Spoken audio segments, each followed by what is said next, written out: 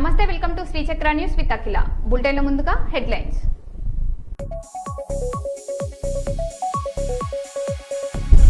కొండా సుస్మిత వ్యాఖ్యలకు కొండా సురేఖ నైతిక బాధ్యత వహించి రాజీనామా చేయాలి. ఎమ్మెల్యే రామచంద్ర నాయక్.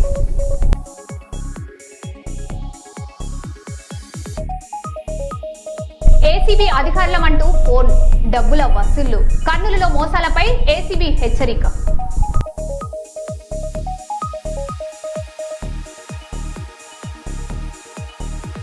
యాదాద్రి భువనగిరి జిల్లా ఫార్మా కంపెనీలో రియాక్ట్ పేలుడు, 2 మృతి, మరో 14 మందికి గాయాలు.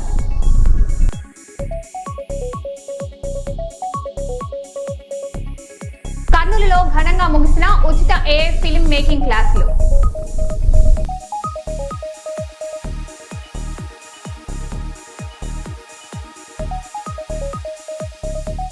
మాదాపూర్లో 7 అంతస్తుల భవనం కుప్పకూలింది. నాలా పక్కనే అక్రమ నిర్మాణంపై తీవ్ర విమర్శలు.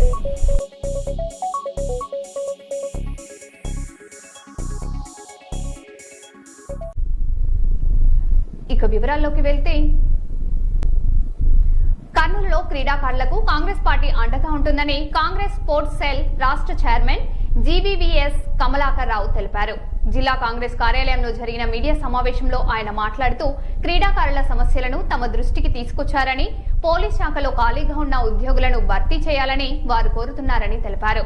విద్యార్థుల సమస్యలపై బీజేపీ విధానాలను ఆయన విమర్శించారు. ఈ కార్యక్రమంలో కాంగ్రెస్ నాయకులు పాల్గొన్నారు.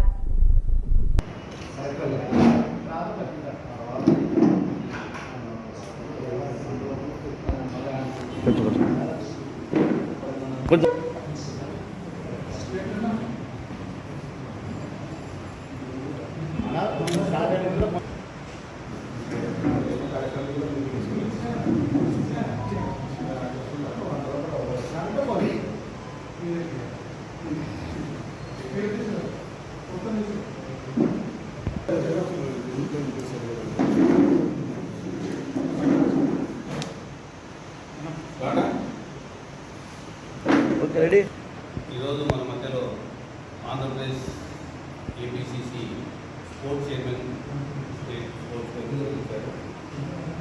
జిల్లాల పర్యటనలో భాగంగా ఇందులో ముఖ్యంగా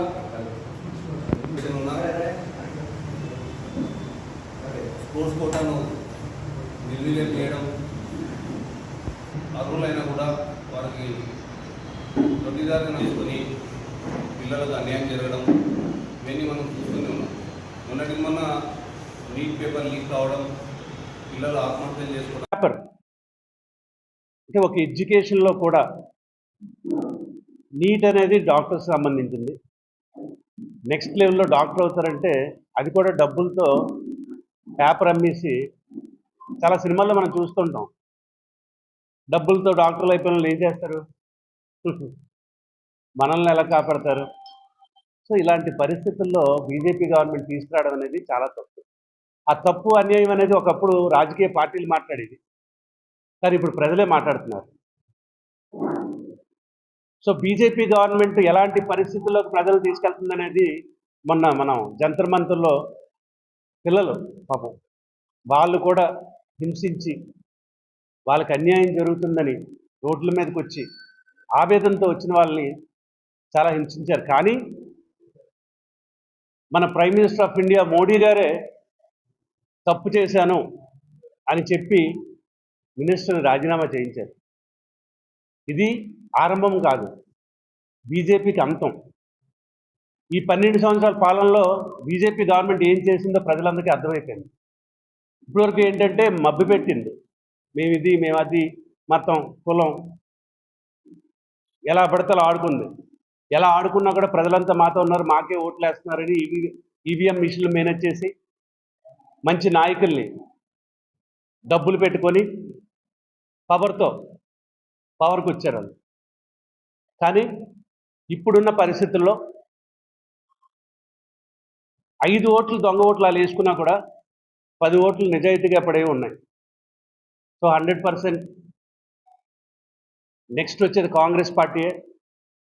అది ప్రజలకి కావాలి ఈ రోజున. ఎందుకనంటే ప్రతి విషయంలో కూడా మోసపోతున్నాం మనం. అలాగే లోకల్ గవర్నమెంట్ వరకు వస్తే మొన్న మనం చూసాం, ఆఖరికి స్పోర్ట్స్ ఉద్యోగాలు కూడా అమ్మేసుకుంటున్నారు. అదే ప్రపంచం ఎక్కడికి వెళ్ళిపోతుందో, మనం ఆంధ్రప్రదేశ్ ఎక్కడికి వెళ్ళిపోతుందో, కర్నూలు ఎక్కడికి వెళ్ళిపోతుందో ఎక్కడ ఏం అర్థం అవ్వట్లేదండి. బట్ మనం హ్యాపీగా ఫీల్ అవ్వాల్సింది ఏంటంటే ప్రజల్లో చైతన్యం వచ్చింది, ప్రజలకు తెలిసింది. అలాగే ఈరోజు గ్రౌండ్కి వెళ్ళినప్పుడు ఆ పిల్లలు పడుతున్న ఆవేదన, ఒక రాజకీయ పార్టీ ఏమో కర్నూలుని క్యాపిటల్ చేస్తానంటారు, కానీ కర్నూలులో ఉన్న ప్రజలు ఎవరికీ అవసరం లేదు, కర్నూలులో ఉన్న పిల్లలు ఎవరికీ అవసరం లేదు, కర్నూలులో ఉన్న యువతరం ఎవరికీ అవసరం లేదు. ఈరోజు మీరు డైరెక్ట్గా వెళ్ళి మాట్లాడుతున్నప్పుడు వాళ్ళ బాధ నాకు చాలా చాలా బాధ అనిపించింది. ఒక ఎస్ఐకి అంటే సెలక్షన్కి ప్రిపేర్ అవుతున్న కుర్రోడు, ఎన్నో పోస్టులు ఉన్నాయంట కర్నూలులో. అబ్బాయి చెప్తున్నాడు, సార్ మేము కలెక్టర్ ఆఫీస్కి వెళ్ళి కలెక్టర్తో ఫైట్ చేయడానికి కూడా మాకు ఎవరు సపోర్ట్ చేయట్లేదు సార్, పోస్టులు భర్తీ చేయట్లేదు సార్, కొన్ని పోస్టులు ఏవో వేస్తారంటే అవి కూడా డబ్బులు తీసుకొని చేస్తున్నారు సార్, ఏం చేయాలో అర్థం అవ్వలేని పరిస్థితుల్లో మీరు వచ్చారు సార్, మాకు మేము మీతో ఉంటాం సార్, మాకు హెల్ప్ చేయండి సార్ అని అడుగుతున్నారు వాళ్ళు. సో ఆఖరికి స్పోర్ట్స్ కూడా ఈ బీజేపీ గవర్నమెంట్ ఇలాంటి పరిస్థితుల్లోకి తెచ్చింది. అందుకనే కాంగ్రెస్ పార్టీ తరఫున మా వైఎస్ షర్మిలారెడ్డి గారు నిర్ణయం తీసుకున్నారు స్ట్రాంగ్గా. నేను అందుకే ఈ స్టేట్ టూరు స్టార్ట్ చేశాను. ప్రతి దగ్గరికి వెళ్ళి కూడా ప్రతి డిస్టిక్లో అసలు ప్రాబ్లమ్స్ ఏమున్నాయి, ఇష్యూస్ ఏమున్నాయి క్లియర్గా కనుక్కొని పెద్దలతో కూర్చొని ఒక స్ట్రాంగ్ కమిటీ, స్పోర్ట్స్కి ప్రతి డిస్ట్రిక్ట్ నుంచి డిస్ట్రిక్ట్ చైర్మన్ ఉంటారు, డిస్ట్రిక్ట్ వైస్ చైర్మన్ ఉంటారు, డిస్ట్రిక్ట్ సెక్రటరీ, జాయింట్ సెక్రటరీ ఉంటారు. ఈ రోజు నుంచి కూడా ఏ స్పోర్ట్స్ పర్సన్ అయినా ఏదైనా అంటే ఫర్ ఎగ్జాంపుల్ ఎస్ఏ సెలక్షన్స్ అవనివ్వండి, గ్రూప్ సెలక్షన్స్ అవనివ్వండి, లేదంటే స్టేట్ ఆడాలి, నేషనల్స్ ఆడాలి, ఇండియా రిప్రజెంట్ చేయాలి అనుకున్న వాళ్ళు, రియలీ టాలెంటెడ్, మీ అందరికీ కాంగ్రెస్ పార్టీ నుంచి ఒక భరోసా ఇస్తున్నాం. మీరు గుండెల మీద చేసుకొని మీ టాలెంట్ ఏదైతే ఉందో అది ప్రూవ్ చేయడానికి మీరు ప్రాక్టీస్ చేయండి. 1000% నేను చెప్తున్నాను, కాంగ్రెస్ పార్టీ నుంచి మీకు నిజాయితీగా ఉద్యోగాలు వచ్చినట్టు కానీ, నిజాయితీగా నెక్స్ట్ లెవెల్కి వెళ్ళేటట్టు కానీ, మీకు తోడుగా మా రాహుల్ గాంధీ గారు కానీ, మా అధ్యక్షురాలు వైఎస్ షర్మిలారెడ్డి గారు కానీ, అలాగే ఇక్కడ లోకల్లో ఉన్న పెద్ద పెద్ద లీడర్స్ ఉన్నారు. ఇక్కడ కాంగ్రెస్ పార్టీకి ఎంతో స్థాయి ఉన్నది. మేమందరం కూడా మీ వెనుకుంటాం, మిమ్మల్ని నడిపిస్తామని ఈ సందర్భంగా తెలియజేస్తూ, కర్నూలులో లక్ష్మీదేవమ్మ ట్రేడర్స్ యజమాని వై మురళీధర్ రెడ్డి జన్మదిన వేడుకలు ఘనంగా జరిగాయి. కుటుంబ సభ్యులు, బంధుమిత్రులు, వ్యాపార ప్రముఖులు, శ్రేయోభిలాషులు, అభిమానుల సమక్షంలో కేక్ కట్ చేసి ఆయనకు జన్మదిన శుభాకాంక్షలు తెలిపారు. గత 4 దశాబ్దాలుగా లక్ష్మీదేవమ్మ ట్రేడర్స్ ను విజయవంతంగా నిర్వహిస్తూ వినియోగదారుల నమ్మకాన్ని చురుకున్న మురళీధర్ రెడ్డిని పలువురు అభినందించారు. నాణ్యమైన వస్తువులు అందిస్తూ వినియోగదారులతో సత్సంబంధాలు కొనసాగించడం ద్వారా వ్యాపార రంగంలో ప్రత్యేక గుర్తింపు పొందారని కొనియాడారు. ఈ సందర్భంగా civils engineering Akhil Reddy, Jeevan hospital నిర్వాహకులు అనీఫ్, కాంట్రాక్టర్ ఇమ్రాన్, యూనాక్ ప్లాజా యజమాని Aman Khan, engineer Rizwan, Srichakra media group MD doctor K Harinath Reddy, Vignana Vani పత్రిక ఎడిటర్ రామకృష్ణ, కందనవోలు దినపత్రిక editor Srinivasulu, MS life senior business manager Manikumar, technical manager Lakshmi Ganesh తదితరులు పాల్గొని మురళీధర్ రెడ్డిని శాల్వాలు, పుష్పగుచ్చాలతో సత్కరించారు. మురళీధర్ రెడ్డి ఆయురారోగ్యాలతో సుఖ సంతోషాలతో నిండు నూరేళ్లు జీవించాలని, లక్ష్మీదేవమ్మ ట్రేడర్స్ మరింత అభివృద్ధి సాధించాలని ఈ సందర్భంగా శుభాకాంక్షలు తెలిపారు.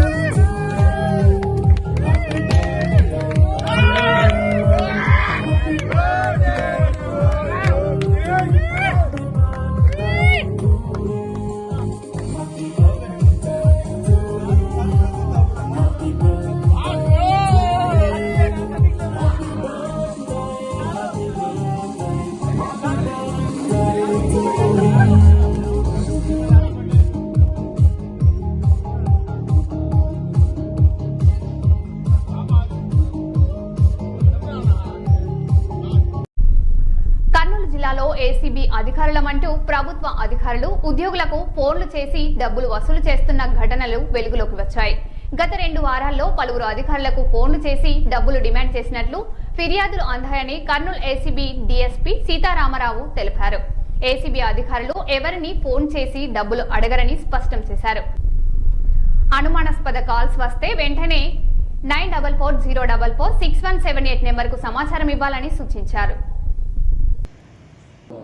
5 నిమిషాలు ఆగుదాము. స్నాక్స్ ఏమైనా తీసుకుంటారా ఈ లోపల? స్నాక్స్ ఇన్ఫర్మేషన్ మాకు కూడా అందాలన్నమాట. అందినప్పుడు అటువంటి భేదభావాలు ఏమి ఉండవు. మళ్ళీ మీరే కోప్పడతారు, మాటినరు.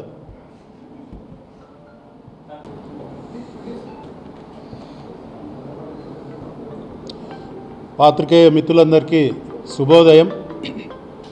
నా పేరు సీతారామరావు. ఇటీవల 10 రోజుల కిందట కర్నూలు ఏసీబీ డీఎస్పీగా ఇక్కడ ఛార్జ్ తీసుకోవడం జరిగింది. నా పోలీస్ జీవన ప్రస్థానం కర్నూలు జిల్లాలో ప్రారంభమై మధ్యలో కొద్ది కాలం తప్ప 99% నా సర్వీస్ అంతా కూడా కర్నూలులోనే జరిగింది. ఈరోజు ముఖ్యంగా పాత్రికేయ మిత్రులందరినీ కూడా ఆహ్వానించి ఇక్కడ మీటింగ్ పెట్టడానికి గల ప్రధాన కారణం ఏమంటే, నేను ఇక్కడికి వచ్చిన ఈ 2 వీక్స్ కాలంలోనే కూడా కొన్ని కంప్లైంట్స్ ఎక్కువగా వస్తున్నాయి.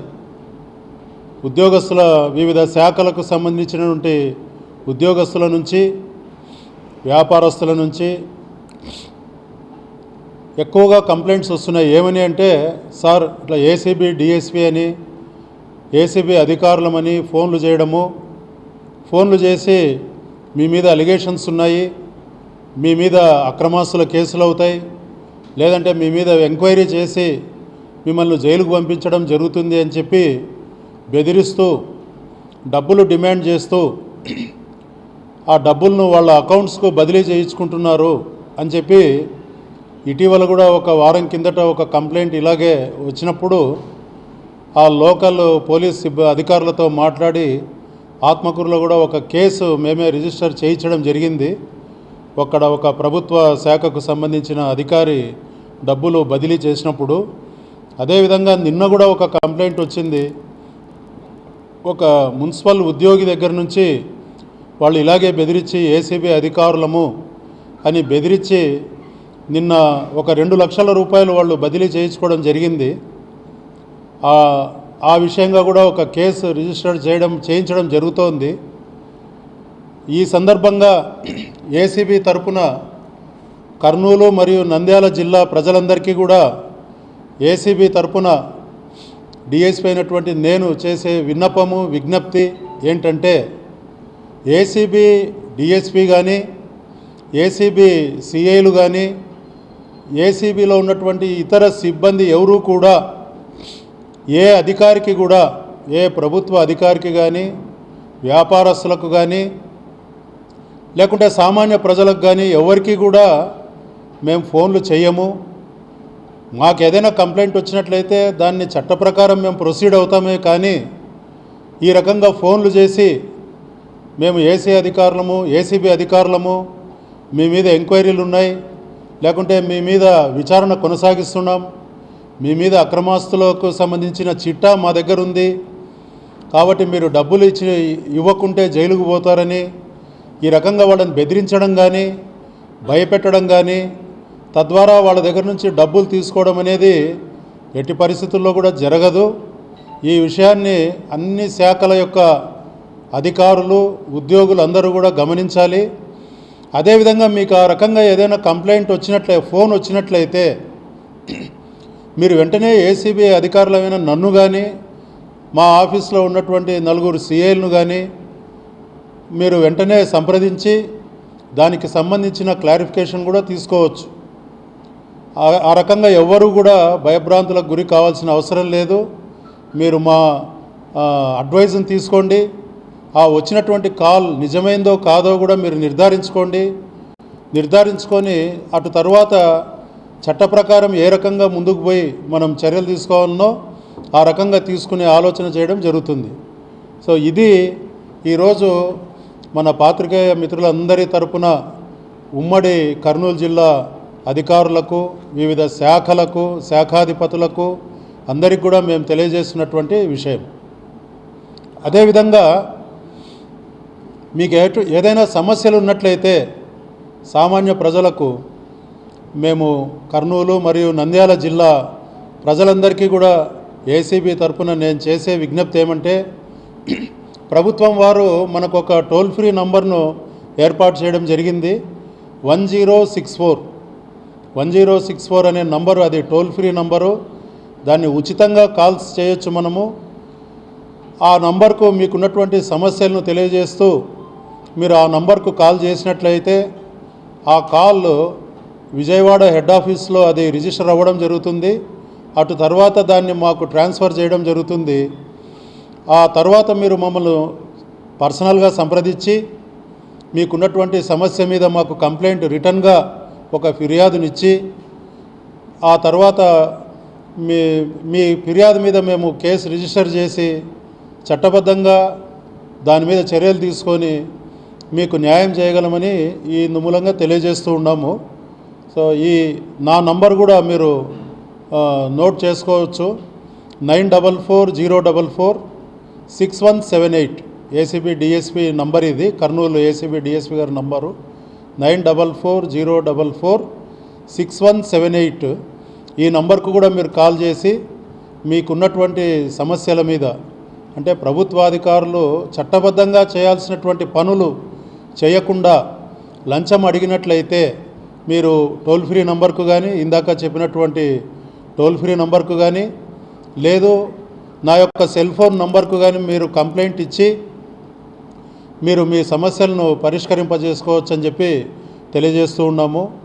ఏసీబీ వాళ్ళు ఎవ్వరు కూడా ఎటువంటి ప్రజల వద్ద కానీ అధికారుల వద్ద కానీ ఏ శాఖలకు సంబంధించిన ఉద్యోగస్తుల దగ్గర కూడా డబ్బులు డిమాండ్ చేయరని తెలియజేస్తూ, ఒకవేళ మా సిబ్బంది ఎవరైనా నిజంగా మా ఆఫీస్ సిబ్బంది ఎవరైనా కానీ సిబ్బంది కానీ అధికారులు కానీ ఎవరైనా అటువంటి ఏ డిపార్ట్మెంట్ వద్ద అయినా అటువంటి డబ్బులు డిమాండ్ చేయడము, నెల నెల ఏదైనా అమౌంట్స్ అడగడము, ఇట్లాంటి పనులు చేసినప్పుడు కూడా మీరు నిర్భయంగా నాకు తెలియజేయవలసిందిగా మీ అందరినీ కూడా కర్నూలు జిల్లా ప్రజలను, అధికారులను, ఉద్యోగస్తులను అందరినీ కూడా నేను రిక్వెస్ట్ చేస్తూ సెలవు తీసుకుంటాను.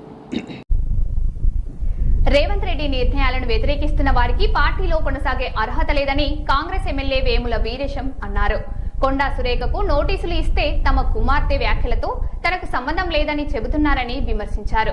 సంబంధం లేకపోతే ఆమె వ్యాఖ్యలను ఎందుకు ఖండించలేదని ప్రశ్నించారు. తప్పుడు భాషతో పార్టీని ఇబ్బందుల్లోకి నెడుతున్నారని, పదవులను అనుభవిస్తూ ప్రభుత్వానికి నష్టం కలిగిస్తున్నారని ఆరోపించారు. అంటే కాంగ్రెస్ పార్టీలో ఉంటున్నటువంటి వ్యక్తులు ఈరోజు రాష్ట్ర అధినేత సీఎం నిర్ణయాన్ని తప్పుపట్టడం అంటే, ఈ నిర్ణయాన్ని తప్పుపడుతున్నటువంటి వ్యక్తులు, నిర్ణయాన్ని వ్యతిరేకిస్తున్నటువంటి వ్యక్తులు ఈ పార్టీలో ఉండే నైతిక అర్హత లేదనేటువంటి ఒక అభిప్రాయాన్ని కూడా మేము రావటం జరిగింది. అంటే చెట్టు కింద ఉండి చెట్టు కొమ్మనే నరుక్కునేటువంటి ఒక వైఖరి, దుర్మార్గమైనటువంటి వైఖరి, ఇది ప్రతిపక్షాలకు గొంతునిచ్చే వైఖరిగా మేము భావిస్తా ఉన్నాం.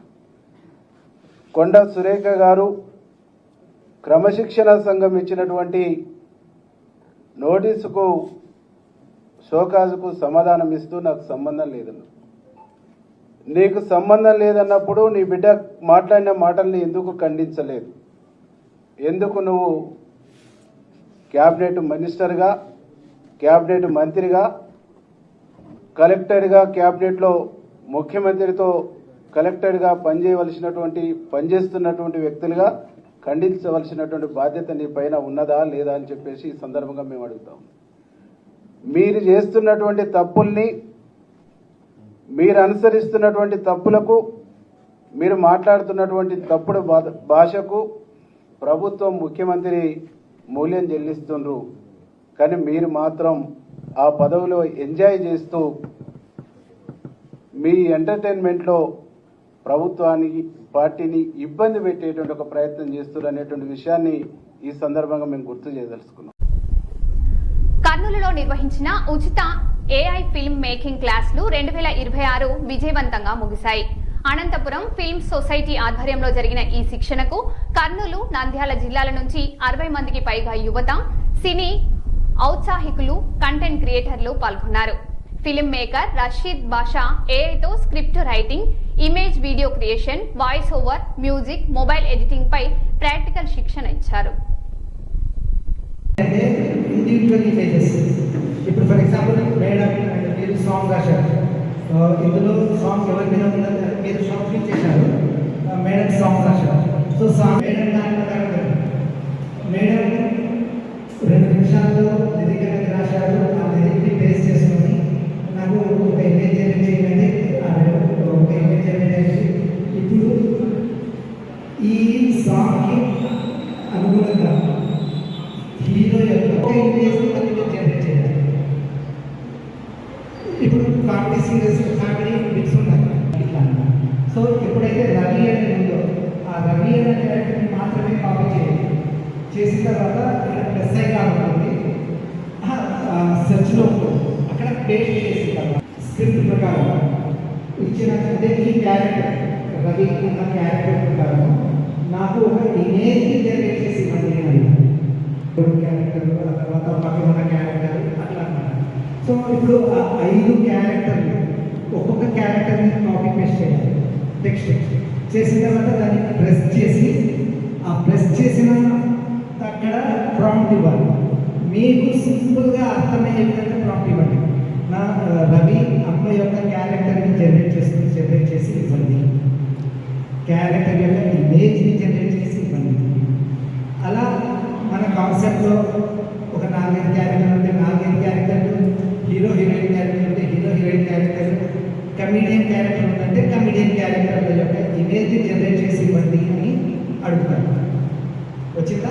ఒక 2 ఇమేజ్లు చాలు, ఒక 2 ఇమేజ్లని మీరు జనరేట్ చేయండి.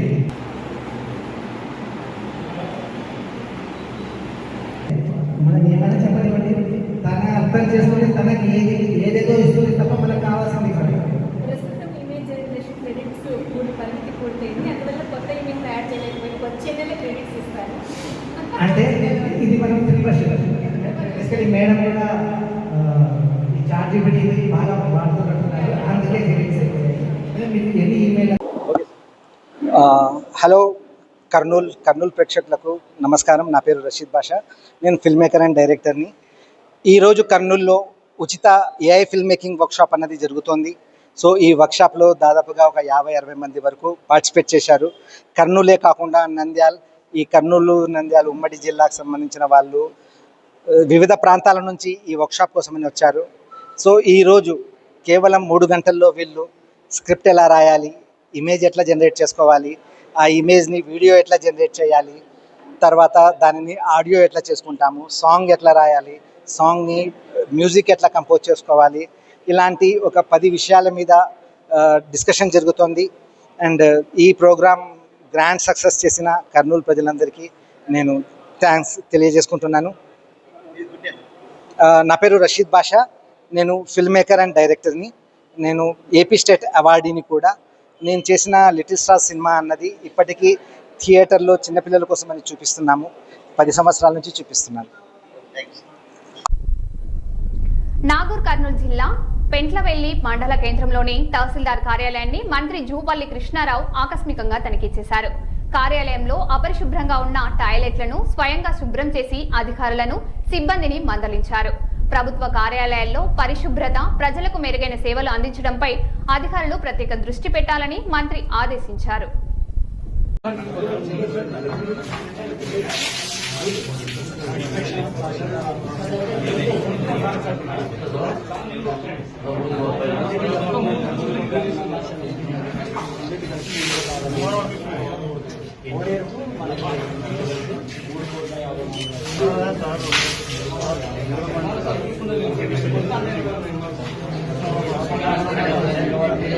నా ఫోన్ ఎక్కలేదు.